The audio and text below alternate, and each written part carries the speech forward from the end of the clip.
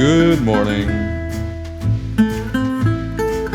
You're probably thinking, wow, Alex, you're really starting to get dressed up for these vlogs. But I have to disappoint you, I'm only wearing this because I'm going to a graduation ceremony later on.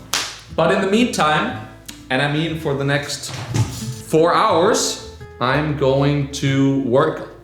The thing I want to do today is try my hand at analog animation. It's something I tried a couple of weeks ago actually, and it really didn't go well. You know, I'd love to show you the failed attempt, but I kind of deleted it because it was so frustrating. So I was scrolling through Instagram and I came across this post by Iris Wildros. I think she's Swedish, yeah. And she makes all these sorts of very warm looking, awesome analog animations that I really like. And that kind of inspired me to try this myself. Now I don't know what kind of paper or ink she uses to give it this warm look, but I don't have that here anyways, whatever it is, so mine's gonna look quite a bit different, which is not a bad thing. But here's the deal, I have an animation ready already, but it's only in digital form. So the animation I'm gonna use is one that I created 2 years ago when I first started getting into motion design. It was one of the first animations I created. So let me show you the animation first, and then I can think about how I can turn this into an analog version. Did I or did I not just spend 25 minutes looking for this file? Anyways, here it is. So this was what I created back then. It's kind of cute, right? It has this moon that transforms into an eye, then blinks around and then goes back to being a moon. Nice.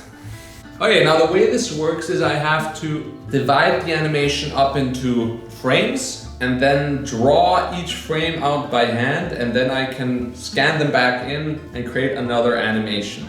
And this is definitely not going to be some 30 frames per second thing, because I'm not going to stand here and draw out 100 plus frames of moons turning into eyes, right? So I'll see now how low I can get the frame rate without making it look too choppy, but at the same time just saving myself a lot of time. Yo.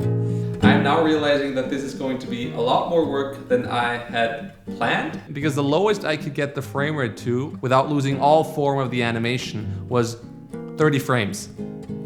Thankfully, the animation itself is really simple. It's basically just circle and another circle, so it shouldn't be too difficult to draw each frame. First things first though, we got a radish and some bread, with butter. And this is going to be my quick snack because I don't have the time for an elaborate breakfast. It's super simple but really good. I mean, I could ask myself, is it really worth doing all this? Is it really worth the hassle to go through drawing each frame by hand? Especially when I already have my digital animation finished, and I could easily just, you know, apply textures to it, add like a low frame rate effect, and make this look like an analog version. So yeah, I'm just trying this out today. I'm pretty sure that this is not gonna be my new thing. All right, let's talk supplies. I got some colored paper, normal white paper, gray paper.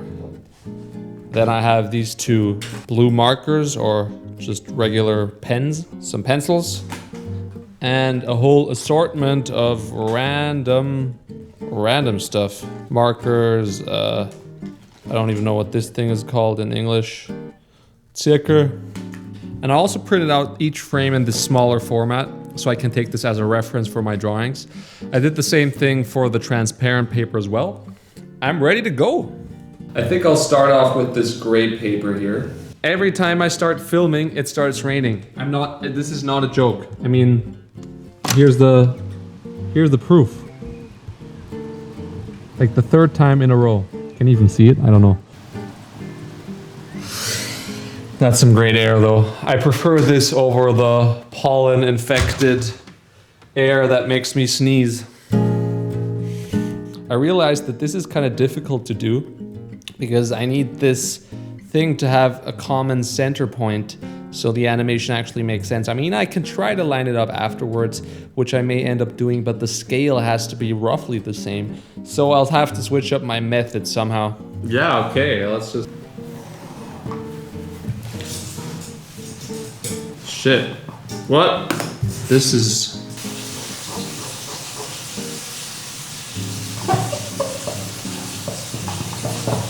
It's not coming out, guys. Shit. Okay, no. This sucks. New plan. It turns out I'm not going to be able to free ball this because look at this abomination. I think I'll have to trace each frame to make it more precise.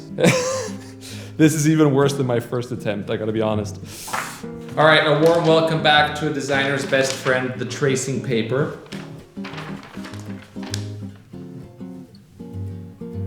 Shit, I just realized I have a pen stain here on this shirt. And I'm not kidding at all. This is literally the first time I'm wearing this shirt. So far this project is going beautifully. Anyway, so what I'm doing now is I'm taking my Schablone and just putting over the tracing paper. And then I'm drawing over it. This is foolproof. This is simple. This is the way I like it.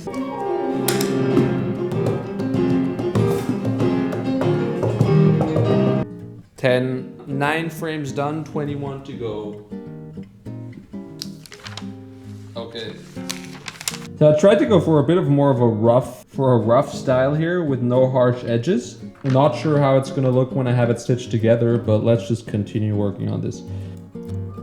So what I did to wrap this whole thing up was basically just sketch out all the remaining frames using the pencil, and I then did the same thing using a very bright neon marker.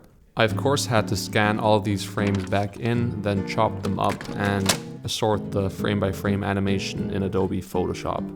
All in all, I can't really say that I'm happy with the results, but I can at least say that I've tried out this technique now. Catch you later. Was das? What the fuck? See you later, alligator.